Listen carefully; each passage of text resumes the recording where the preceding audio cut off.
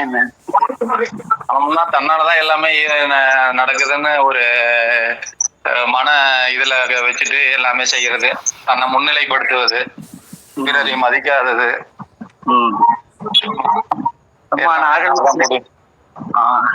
நாகலட்சுமி அம்மா ஆணவம்னா என்னங்க? அம்மா நமச்சிவாய வாழ்க. அவங்க இன்னும் ட்ரெயின்ல போயிட்டு இருப்பாங்கன்னு நினைக்கிறேன். காசு இன்னுமா போகாத இருக்காங்க? நாகலட்சுமி அம்மா கைலாஸ் உங்க குரல் தான் எடுப்பா கேட்கும், சொல்லுங்க. ஐயா நாகலட்சுமி அம்மா நமச்சிவாய வாழ்கங்கம்மா. பேசும்போது அன்மியூட் பண்ணிக்கிங்க நாகலட்சுமி அம்மா, மியூட்டில் இருக்குது மைக்கு. சரி, லோகநாதன் ஐயா நமச்சிவாய வாழ்க. நமச்சிவாய வாழ்க. நம்ம சைவ சித்தாந்த கிளாஸ் பலதில் படிச்சிருக்கோம். ஆணவம்னா என்னங்கய்யா? ஆணவம்னா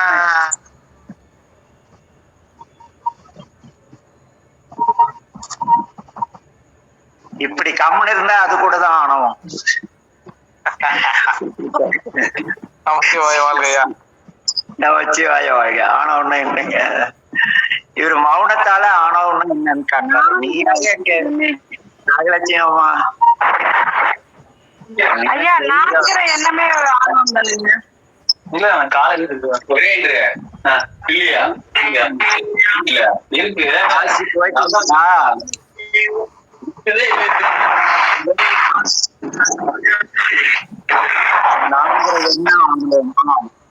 லோகநாதன் ஐயா சொல்லுங்க.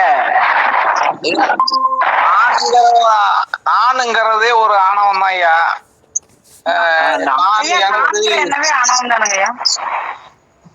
நான்கிறது எது? உயிரா, உடலா, உள்ளிருக்கும் கடவுளா? நான் என்பது எது? நான் யார் என்று பார் அப்படின்னு ஒரு மகரிஷி ஒருத்தர் அதை பற்றி நிறைய எழுதியிருக்கார். நான்ங்கிறது ஆணவம் கிடையாது. நான்கிறது ஒரு பொருளை குறிக்கக்கூடிய ஒரு சொல். ஆணவங்கிறது ஒரு செயலை குறிக்கக்கூடிய சொல். ஆணவம்னா என்ன ஐயா? நீங்க சொன்ன மாதிரி சொல்ற வேண்டிய இடத்துல சொல்லாம இருக்கிறது ஆணவம். சொல்ல வேண்டாததை சொல்றதும் ஆணவம் தான். அது அவ்வளவுதாங்களா? இந்த ஆணவம் மொத்தம் 8 இருக்குது. சொல்லுங்க. 8 செயல்களுக்கு ஆணவம் பேரு. 6 இல்ல கைலாஸ், 8 செயல். சிவா சொல்லுங்க, தெரிஞ்சுக்கிறோம். ஆணவத்துல 8 என்னன்னா விகற்பம், கர்ப்பம், குரோதம், மோகம், கொலை, அஞர், மதம், நகை என்று 8 செயலுக்கு ஒரு காமன் நேம் தான் ஆணவம். எது விகற்பம் படிச்சிருப்பீங்கல்ல சித்தாந்தத்துல. விகற்பம், இதுல அந்த 6 குணங்களை யாரும் சொல்லலீங்க. 8 குணத்தை சித்தாந்தத்துல சொல்லல. அதுல வரவே இல்லையா ஆணவம்னா 6 குணங்களும் சொல்லலைங்க. இதை பத்தி தெரியாதுங்க, யாருக்கும் தெரியாது. இந்த மாதிரி 8 விஷயம் இருக்குன்னு தெரியாது. சொல்லவே இல்லையா? ஆமாங்க ஐயா. என்ன கொடுமையா இருக்கு. ஆணவங்கிறது 8 பொருள்னு காமன் நேம். கண்டிப்பா சொல்லலைங்க ஐயா. அப்பா, அம்மா, நானு, என் தங்கச்சிங்க, என்னுடைய மனைவி, என்னுடைய குழந்தையெல்லாம் சேர்ந்து குடும்பம்ங்கிற பெயர் மாதிரி ஆணவம் என்பது 8 செயல்களினுடைய தொகுப்புக்கு ஆணவம்னு வரும். அந்த 8 என்னன்னா, முதல்ல விகற்பம், 2வது கர்ப்பம், 3வது குரோதம், 4வது மோகம், 5வது கொலை, 6வது அஞர், 7வது மதம், 8வது நகை. இந்த 8 செயல்களுக்கு ஆணவம்னு பேரு. 8 செயல்களுக்கு ஆணவம்னு பேரு. இதுல விகற்பம் அப்படிங்கிறது ஏற்கனவே நவநீதன் ஐயா சொல்லிட்டார், தற்பெருமை. அது ஆணவத்தின் ஒரு கூறு. அதற்கு விகற்பம்னு பேரு. எந்த ஒரு செயலும் தன்னால் அன்றி வேறு யாராலையும் செய்ய முடியாது என்ன தன்னையே சிறப்பித்து பெருமைப்படுத்திக்கிறோம்ல, தற்பெருமை அடிச்சுக்கிறோம்ல, அதுதான் ஆணவத்தின் முதல் உறுப்பினராகிய விகற்பம் அப்படிங்கிறது.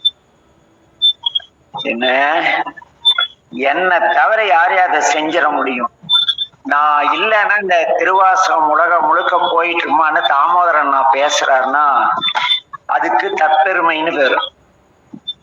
தேவராஜன் எனக்குனே பெரிய புராணம் யார் சொல்றாங்கன்னு சொன்னா அதுக்கு தற்பெருமைன்னு பேரு.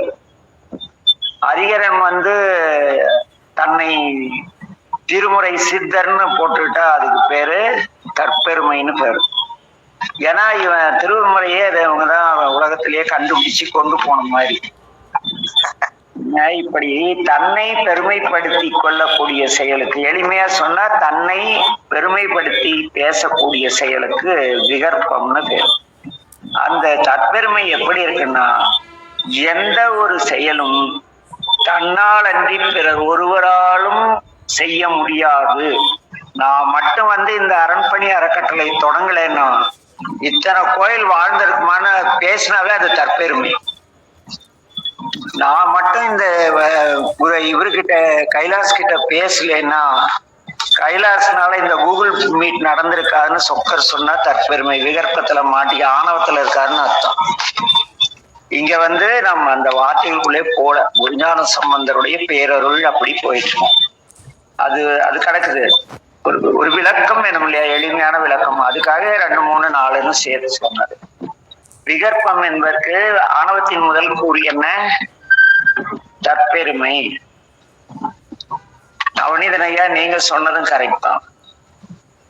அது 1. 2வது கற்பம். அது என்னன்னா, என்னால ஒரு செயலை செய்யும். இன்னைக்கு திடீர்னு இங்க இருந்து கார் எடுத்துட்டு நவநீதன்னா, லோகநாதன்னா, கைலாஸ் இன்னும் இருக்கிற எல்லாரையும் இன்னைக்கே பாத்துருவேன். என்ன, என்கிட்ட அந்த அளவு ஒரு பெரிய ஆற்றல் இருக்கு, என்கிட்ட ஒரு ஹெலிகாப்டர் இருக்கு, அப்படி ஏதோ ஒண்ணு சொல்லி இது என்னால் ஆகும், இந்த செயல் என்னால் தான் செய்ய முடியும், வேறு ஒருவராலும் ஆகாது என்று தன்னிடத்து இல்லாத செய்திகளை, நம்ம கிட்ட இல்லாத ஒண்ணு இருக்குல்ல, நம்மிடத்து இல்லாத தன்மைகளை இருப்பதாக நினைத்துக் கொண்டு வீணாக பந்தா பண்ணிக்கிறோம் இல்ல, வீணாகன அளவுக்கு நம்மளே போய் வாயை கொடுத்து இந்த 100 கிலோ எடையை நான் தூக்கிடுவேன்னு சொல்லி தூக்க முடியாத துன்பப்படுறோம் இல்ல.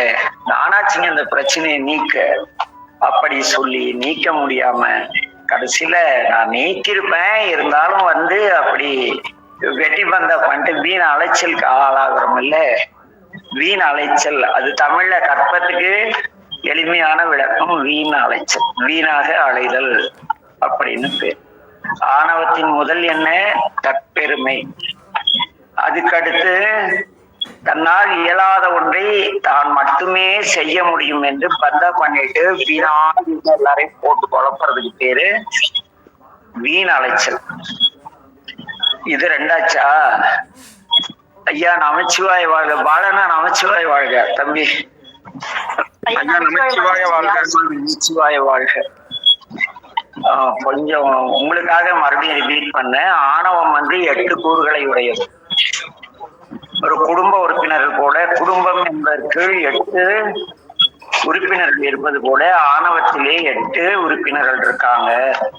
அதுல 1 விகற்பம், 2வது கற்பம், 3வது குரோதம், 4வது மோகம், 5வது கொலை, 6வது அஞர், 7வது மதம், 8வது நகை என்று நகைனா கழுத்துக்கு போடுறதுல சிரிப்பு.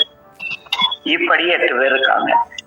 இதுல முதல் சொன்ன விகற்பம் என்பது எந்த ஒரு செயலும் தன்னால் அன்றி ஒருவராலும் செய்ய முடியாது என்று தன்னை சிறப்பித்து பெருமையாக தற்பெருமை அளித்துக் கொள்ளக்கூடிய செயல். இது ஆணவம் தான். ஆணவத்தின் பெரிய ஆணவம். இதனால யாருக்கும் எந்த நன்மையும் நிகழாது, அதுக்கும் நிகழாது.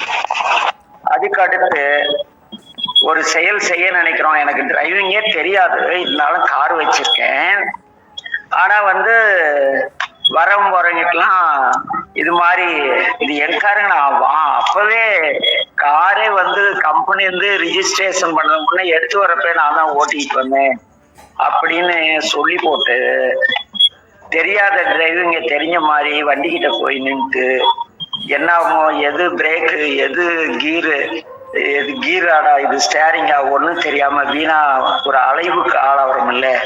அது போல உலகிலே வந்து இந்த செயல் என்னால் மட்டும்தான் செய்ய முடியுங்க, வேற யாராலையும் செய்ய முடியாது.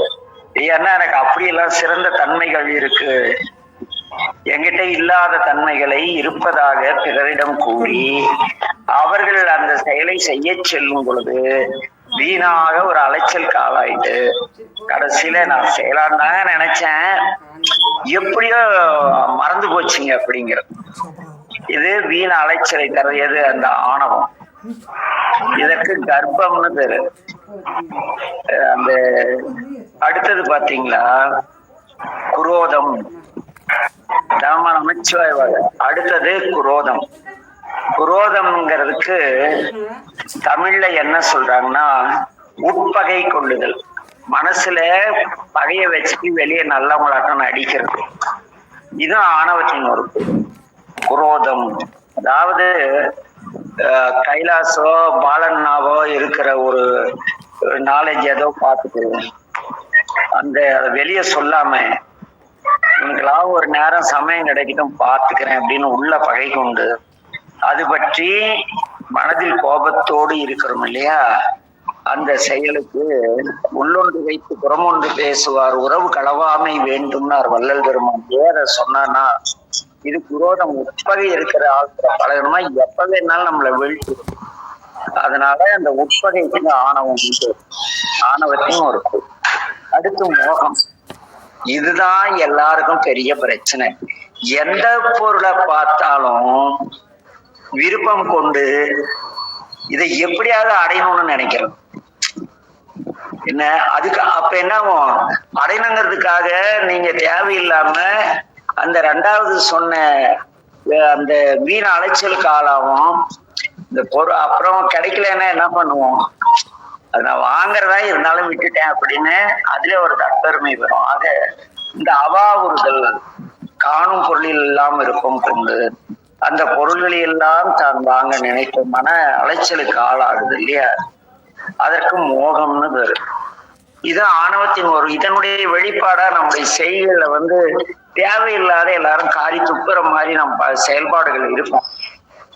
எல்லாரும் பிடிச்ச ஆணவண்டா, அதனால எல்லாத்தையும் வாங்கிட்டோன்னே ஆணவத்தோட பேசலாம். நகைக்கடி என்னுடைய டிரைவர் ஒருத்தர் இருக்காரு வாசுதேவன்ட்டு. அவர் என்ன பண்ணுவார்னா எங்க போயிட்டு இருக்கோன்னு வைங்களேன், அன்னைக்கு போய் ஏவிஆர் கிட்ட டிராபிக் ஜாமு, இவர் போயிட்டு ஐயா ஒரு மோதிரம் வாங்கணும் பாக்குறேன்ட்டு உள்ள போயிட்டு அப்படியே பார்த்துட்டு இந்த மோதிரம் அந்த மோதிரம் விலை விலைன்னு கேட்டுட்டு வந்துட்டு கடைசியில வந்து ஐயா நான் வாங்குற அளவு அங்க குவாலிட்டி இல்லைன்னு. இதுக்கு மோகம்னு பேரு. கோபம் பாப்போம் நம்மளால இயலாதுன்னு தெரிந்தோம் ஆசைப்படுதல். இந்த ஆசைப்படுதலே பெரிய சில கடன்படுறதுக்கு நம் மன உளைச்சல் எல்லாத்துக்குமே காரணமாக இதையும் நம் பெரியவர்கள் ஆணவத்தில் வைத்துள்ளார். இதுக்கு அடுத்து என்ன செய்யும் தெரியுமா, அதாவது தற்பெருமை கொண்டு வீண் அலைச்சல் அலைந்து நம்மளால இதை செய்ய முடியல, அவர்கிட்ட முன்னால அவமானம் ஆயிப்பே இந்த செஞ்சிட்டாங்கக்குள்ள அந்த செய்தவர் மீது உட்பகை வரும். உட்பகை வந்த பிறகு என்ன செய்வோம், அவரை போல நாம் ஏதாவது செய்யணும்ன்ற ஒரு ஆசை பற்றி இல்ல நாம் சக்திக்கு மீறி பல பொருளில் விருப்பம் கொண்டு தேவையற்ற ஒரு இல்லீகல் லைஃப்க்கு நம்மளை கொண்டு போகும்.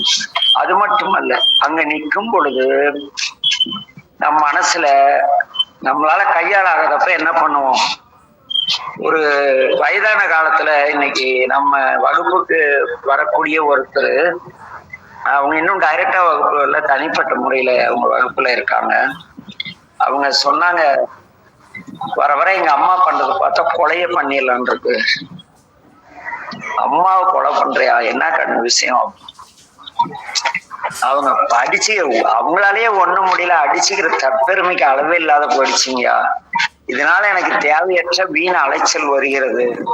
அதனால எப்படியா அம்மா மேல எனக்கு ஒரு உள்ளுக்குள்ள வெளியே சிரிச்சு பேசினாலும் உள்ள இது இருந்துட்டு என்ன பண்ணுதுன்னு ஒரு உட்பகை உண்டாகுது. ஒருவேளை நான் எங்க அம்மாவை ஏதாவது வச்சு கொன்றலான்னு கூட தோணுது. அப்ப இந்த ஆணவம் இயலாமையினால் நம்மளால இயல முடியல. ஆனா அந்த அம்மாவுடைய ஆணவம் என்ன பண்ணுது, இவங்களை வதைக்க தூணுது. பிற உயிர்களை வதைக்கும் கூடிய செயலுக்கு கூட கொலைன்னு பேரு. நாவிலால் அறிவு கெட்டவனே திட்டனா போச்சு. அவன் எதுக்கு இருக்கான், மனசு கஷ்டப்படும். நீ எல்லாம் சாகாம உயிரோட இருக்கேன்னு சொன்னா அது கொள்ளுதல் தான், அதுவும் கொலைதான். ஒரு எறும்பு அப்படியே அது பாட்டுக்கு சிவனேன்னு ஒரே ஒரு சர்க்கரை தூக்கிட்டு போகும். அந்த சர்க்கரை பிடிங்கி நம்ம ஒண்ணும் காப்பி எல்லாம் போட போறதில்ல. ஒரு 10 எறும்பு வரிசையா சர்க்கரை தூக்கிட்டு போச்சுன்னா உடனே அந்த எறும்பு மருந்து அடிச்சிருது அதுக்கு சாப்பிட்டும். என்னங்க இப்படி பிற உயிர்களை வதைத்தல். ஒரு செடி நம்ம டிஸ்டர்ப் பண்ணனா அந்த கிளைய உடைச்சுட்டு அது பாட்டுக்கு நிழல் தந்துட்டு போகுது. அதுவே பாவம் தான், இருந்தாலும் அந்த மரத்தை அடியோட வெட்டி போட்டோம். இப்படி பிற உயிர்களை வதைத்தல் இதுவும் ஆணவத்தினால்தான் வருது. ஆணவம் நான் பெரியாள் எனக்கு மிஞ்சி ஏதும் இல்லை என்னும் பொழுது நம் எண்ணங்களை மீறி வேறேறா யாராவது செய்து விட்டால் அவர் செய்ததை அவருக்கு முன்பு நான் செய்ய வேண்டும் என்ற தன்னால் இயலாத தன்மை கூட இருப்பதாக கற்பித்துக் கொண்டு அதை செய்ய முயற்சி செய்தால் அது கற்பம். தற்பெருமை அடித்துக் கொள்ளுதல் விகற்பம். இந்த இயலாத செயலை நாம் செய்யும் பொழுது எவன் ஒருவன் செய்து விட்டானோ அவனை போட்டு தள்ளணுங்கிற ஒரு சினம் இருக்கு இல்லையா, உட்பகை, அது குரோதம். இது அது இல்லாத அந்த பொருளை அவன் அடைஞ்சிட்டானே, நம்ம அடையில நம்மளும் இதே மாதிரி ஒரு பொருள் வாங்கணும்னு நினைச்சு கடன்படுறது கூட ஒரு ஆணவம் தான். அவங்க வாங்கிட்டாங்களா நானும் வாங்குறேங்கிறது ஆணவம். அடுத்து கொலை, பிற உயிர்களை வதைத்தல், இது கூட ஆணவத்தால் தான். நான் இருக்கிற இடத்துல நான் வாங்கி வச்ச சர்க்கரையே இந்த எறும்பு தூக்கிட்டு போதேன், போட்டு தள்ளு. பாவம், அது சிவனேன்னு ஒரு கொஞ்சோண்டு சர்க்கரை ஒரு ஸ்பூன் தான் எடுத்து போட்டா அது பாட்டுக்கு சாப்பிட்டு போகுது. அதுக்காக எறும்பு மருந்து போடுறவங்கலாம் நிறைய வருது. என்ன அடுத்தது அஞ்சர். அஞ்சர்னா என்னன்னா, ஏதோ ஒன்னு நினைச்சுக்கிட்டு கவலைப்பட்டுட்டே இருக்கு. என்னால முடியலையே முடியாதவன் கேட்கறானேன்ட்டு ஏதோ ஒன்றுக்காக கவலை கொண்டு மனம் அழிந்து எதுக்கடா வாழணும்னு வாட்டமுட்டு இருக்கோம் பாத்தீங்களா, அது கூட ஒரு ஆணவம் தான். அதற்கு அடுத்து பாத்தீங்களா, தன்னைத்தானே உயர்த்தி பேசும் இயல்பு, இதுக்கு செருக்குன்னு பேரு. கர்வம் செருக்குன்னு பேரு. இதுக்கு என்ன பேரு? கர்வம் செருக்குன்னு பேரு. ஆக இதுல எளிமையான சொற்களால் பார்த்தா ஆணவத்தில் 8 உட்கூறுகள் இருக்கு.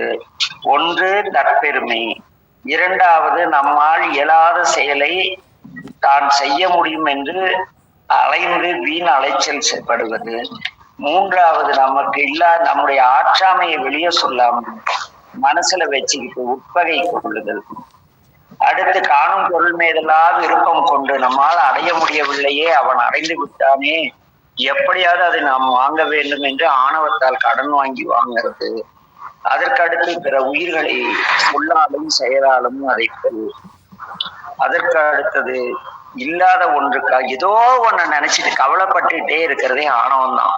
ஏன்னா அங்கேயும் என்னால செய்ய முடியும் என்ற நான் என்பது வேறு, நான் பற்றி சிந்திப்போம் அது வேற. நான் கூட நான் என்பது ஏதோ ஆன்மான்னு நினைச்சிட்டேன். நான்கிறது இன்னைக்கு ஒருத்தர் தெளிவா நான் யார் தெரியுமா அப்படின்னாரு. யாருங்க என்ன? நான் என்ன பேரா சொன்னேன், நான் ஆன்மா நானா இறைவன் நானான்னு ஒரு அருமையான ஒரு கருத்தரங்கம் போச்சு.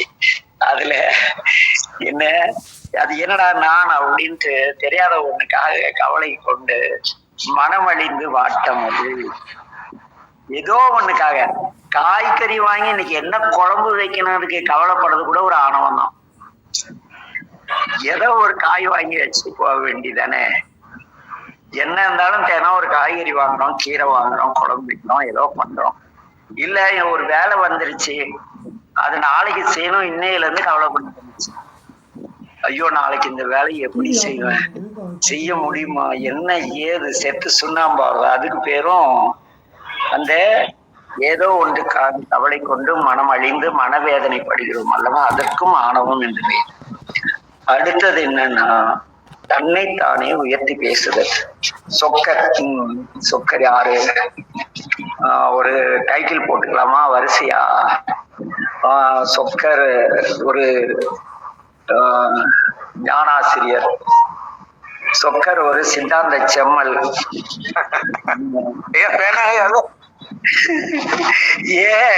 லோகநாதன் என்ன சொன்னா வம்பு, என்னைய சொல்லிக்கலாம்.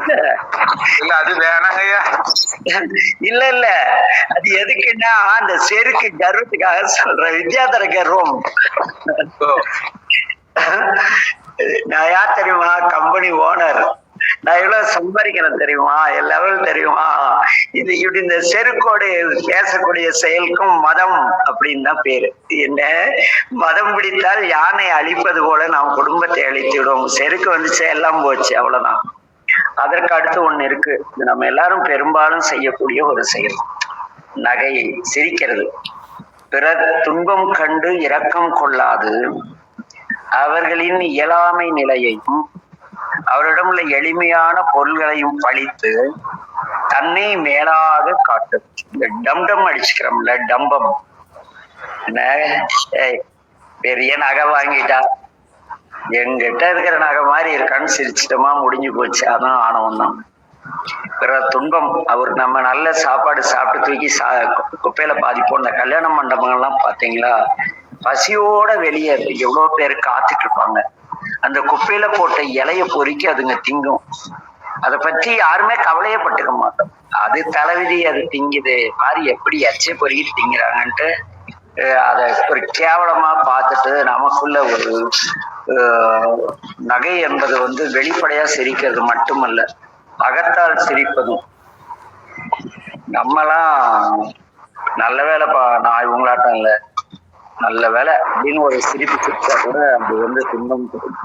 பிறருடைய துன்பத்தில் நாம் இன்பம் காணுதல். அப்பா எங்க நாத்தனாக்கு இந்த பிரச்சனை ஆயிடுச்சா, சண்டாளி என்னை எவ்வளவு இது பண்ணிருக்கோம் அனுபவிக்கிட்டேன் அப்படின்னு சிரிச்சா போச்சு, முடிஞ்சு. வீட்டுக்காருக்கு ஒரு அடிபட்டு வந்துச்சு, காலையில நான் அடிச்சு அவனே நல்ல அனுபவி. இப்படி எல்லாம் நிறைய பேர் சொல்ல கேட்டிருக்கேன் நான். என்ன என்கிட்ட காலையில சண்டை போட்டு கண்டபடி திட்டிட்டு எங்க மாமியா போனாங்க, சாக்கடையில ஒடிஞ்சு கால் ஒடிஞ்சிச்சுங்க, சொக்கரையா இத சொல்ல சொக்கரா கிடைச்சாரு. என்ன இதெல்லாம் ஆணவம். இந்த நகை பிறரின். அப்புறம் என்கிட்ட நான் என்ன ஆற்றாலும் ஒரு 800 வச்சிருக்கீங்க. என் நண்பர் ஒருத்தர் இருக்காரு, கோவிந்தராஜன். அவர் கோல்டு மார்க்கெட் ஷேர் பண்றாரு. உலகம் முழுக்க தங்கம் வாங்கி நகை கடைகளை கொடுத்துட்டு இருக்காரு. ஆனா ஆரம்பத்துல ஒரு எளிமையா ஒரு தொழில் செய்தப்ப என்னை விட ரொம்ப சாதாரண நிலையில இருந்தாரு. அவர் பிசினஸ் தங்கம் சார்னா திடீர்னு பாத்தீங்களா தங்க விலை 10,000 20,000 ஒரு ஆடி கார் எல்லாம் வாங்கிட்டாரு. அவரு அன்னைக்கு கார் கொண்டாந்து நிறுத்திட்டு, என்ன சொக்கரையா நீங்க வேஸ்ட்டுங்கயா, நான் பாருங்க 2 வருஷத்துல ஆடி கார் வாங்கிட்டேன். சரிப்பா அதுக்கு என்ன, இல்ல என்ன இருந்தாலும் என்ன மாதிரி அன்னைக்கே உங்ககிட்ட ஒரு 2 லட்சம் ரூபாய் கேட்டேன், கொடுத்துருந்தீங்களா, ஒரு 20 லட்சம் பண்ணிருக்கலாம். அப்படி டம் அடிச்சுக்கிறது, என்ன ஜம்பம் அடிச்சுக்கிறதும்பாங்கல்ல, அது கூட ஆணவம் தான். ஆணவத்தோடு வாழ்தல் நான் தான் பெரியவங்கிறது மட்டுமல்ல, நான் பெரியவன் என்று தற்பெருமை அடித்துக் கொள்ளுவதும் ஆணவம். என்னால் தவிர வேறு யாராலும் இன்னைக்கு நான் இல்லைன்னா நீங்க நாளைக்கு சோத்துக்கு என்ன பண்ணுவீங்கன்னு பாக்கலாம். நான் எங்க அம்மாவுக்கு போறேன்னு கீதாமா சொன்னா கூட கீதாமா சொல்லிட்டா பிரச்சனை இல்லை. ஏற்கனவே சொல்ல மாட்டேங்க ஐயா, அது ஒரு ஆணவம் தான். கீர்த்தனா என்ன நான் சொல்றேன் கேட்காம இப்படி ஆடிக்கிட்டு இருக்கா அப்படின்னு சினத்தோடு உட்பகையோட நினைத்தாலும் ஆணவன் தான்.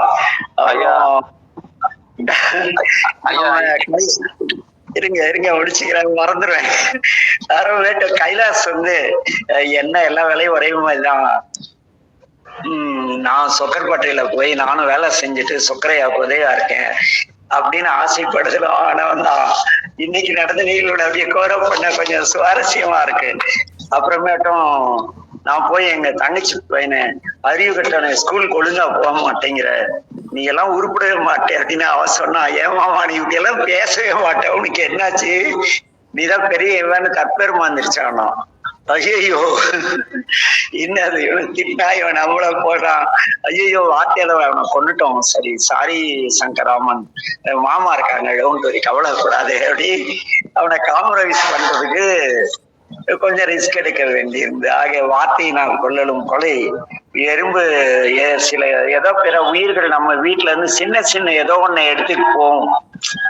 என்ன எங்க மாமா இருக்காரு, எலி ரெகுலரா ஒரு தக்காளி பழத்தை கடிச்சு வச்சுட்டு விடும், அதுக்கு ஏதோ பசிக்கு கடிச்சிட்டு போயிடுச்சு, மெனக்கெட்டு விடிய விடிய முழிச்சிட்டு இருந்து அந்த எலியை கொண்டுட்டு தான் அவர் அப்பாடி எலியை கொண்டுட்டேன்ட்டு தூங்குறாரு. கொடுமை. அப்ப கொலை செய்தலும் ஆணவம் தான். இல்லாத ஒண்ணுக்காக மனம் அழிந்து வாட்டம் உறுதலும் ஆணவம் தான். செருக்கோடு கர்வத்தோடு எங்கிட்ட என்ன பெரியது எங்கிட்ட இல்லாததா அப்படி நினைக்கிறதும் அந்த மதம். தன்னைத்தானே உயர்த்தி பேசும் இயல்பும் ஆணவம் தான். பிற துன்பப்பெறும் பொழுது அதை கண்டு அவர் நிலையும் அவருடைய பொருள்களையும் பழித்து தன்னை மேலாக காட்டுதல். என்ன இதுதான் உங்ககிட்ட இருக்கா? நான் பாருங்க, இது இப்ப லேட்டஸ்டா எடுத்தேன், இது எவ்வளவு தெரியுமா, எவ்வளவு நல்லா இருக்குல்ல ஐயா. நமச்சிவ வாழ்க ஐயா. அப்படி சொல்லக்கூடியதும் நமச்சிவாய் வாழ்க கீர்த்தனா. ஐயா இப்ப ஆணவத்துல இப்ப நீங்க சொன்னதுல எல்லாமே வந்துருச்சு, அப்புறம் எப்படி இருக்கணும்? இதெல்லாம் தவிர்த்து இருக்கு, எல்லாமே வந்துருச்சுங்களே அதுல. இல்ல தற்பெருமை துன்பப்படக்கூடாதுன்னு சொல்லிட்டு நாம நம்ம உலகே வச்சுக்கிறோம். அப்பயும் உங்க கேள்விக்கு விடை சொல்லிடுறேன், அப்புறம் பேசுவோம். ஓகே. நான் இன்னைக்கு வேகமா ஒரு சப்ஜெக்ட் 2-3 நாளா நான் பேசல, நீங்களே பேசிட்டு இருக்கீங்க, எனக்கு வயிற்றெரிச்சல் ஆகி போச்சு. அதனால இன்னைக்கு நானே பேச ஆரம்பிச்சேன், எல்லாரும் வர்றது ஒண்ணு. ஐயா நீங்க அந்த வார்த்தையெல்லாம் யூஸ் பண்ணக்கூடாது. தற்பெருமை அடிச்சுக்கிறதும் தற்பெருமை அடிச்சுக்காம இருக்கணும்.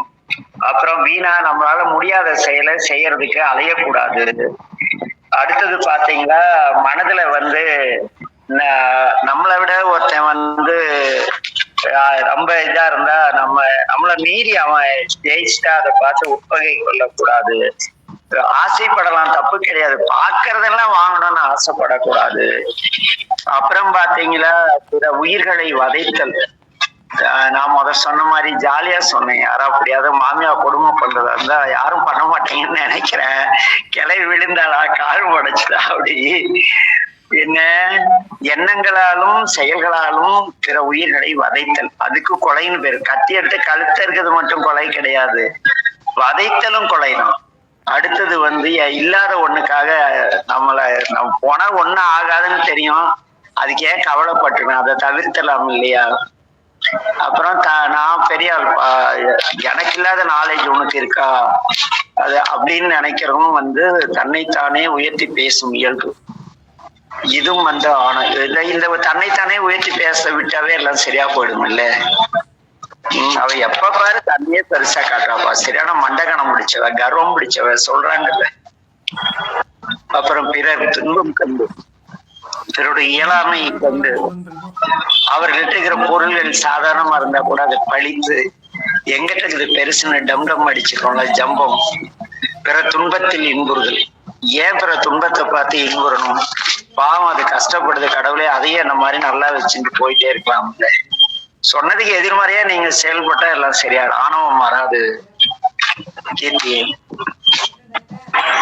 என்ன தற்பெருமை பேசுதல், வீண் அலைச்சல், உட்பகை கொள்ளுதல், அவாவுறுதல், பிற உயிர்களை வதைத்தல், ஏதோ ஒன்றுக்காக தேவையில்லாம கவலைப்பட்டு வாட்டம் உறுதல், தன்னைத்தான் உயர்த்தி பேசும் இயல்பு, பிற இரக்கம் கொள்ளாத நிலைமையும் பொழித்து பழித்து கூறுதல், இதெல்லாம் இல்லாம இதற்கு எதிர்மறையா செயல்பட்டீங்களா ஆணவம் தன்னால விலகிடும். அவ்வளவுதான். அப்படி பேசி முடிச்சேன். நான் இதுக்கு மேல நீங்க ஐயா இதுக்கு பொருள் வந்து ஆப்போசிட் இது நீங்களே சொல்லிருக்கீங்க. இப்போ வந்து அதான் இதுல எல்லாமே வந்துருச்சுங்க ஐயா, அதனால எப்படி இருக்கணுங்கிறது எங்களுக்கு விளக்கம் இல்லையே. அதேதாங்க எல்லாம் தெரிஞ்சு. ஐயா நமச்சிவாய் வாழ்க்கை. ஆறாவது பேர் சொல்லுங்க ஐயா. ஆறாவதோட பேர் என்ன சொன்னீங்க? ஆறாவதா அந்நியர். அந்நியர். அந்நியர். ஆஞாயர். மனமழிதல். ஆஞர். அதுக்கு மனமழிதல்னு பேரு. இல்லாதுக்காக வாட்டமுறல். என்கிட்ட இது இல்லையே, ஏதோ ஒண்ணு நினைச்சிட்டு கவலைப்படும். இன்னைக்கு கத்திரிக்காய் குழம்பு வைக்கணும்னு நினைச்சேன், முருங்காய் குழம்பு வச்சுட்டேனே அப்படின்னா கூட அதுதான் அஞ்சர் தான். இது என்னன்னா இது ஒரு பெரிய விஷயம் இல்லை. இதுல இருந்து எப்படி வெளிவரணும்னா ஐயா அந்த வாட்டம் வந்து அப்பா இப்பதான் தவறினாரு, அது உங்களுக்கு தெரியும். அது எப்படி எனக்கு பாதிச்சிருக்குங்கிறது உங்களுக்கு தெரியும். அதுல எப்படி நான் வெளியில வரணும்? வெளியே வர்றது ஒன்றும் பிரச்சனை இல்லை, அமைதியா இருங்க, அவ்வளவுதான். அதுல வெளியே வர்றதுக்கு வந்து அந்த இதுக்காக ஏன் கவலைப்படணும்?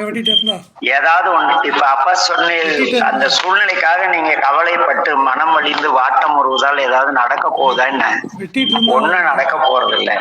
அதனால அந்த வாட்டம் வரும் செயலை நீக்கிடுங்க, அவ்வளவுதான். ரெண்டாவது என்ன நம்பி பொறுப்பை கொடுத்தாங்க அப்படின்னா உங்களை பெருசா அவங்க நினைச்ச மாதிரி ஒரு இமேஜ். ஐயா குறிக்கிறதுக்கு மன்னிக்கணும், சொல்லுங்க. இப்ப அம்மா கேட்ட கேள்விக்கு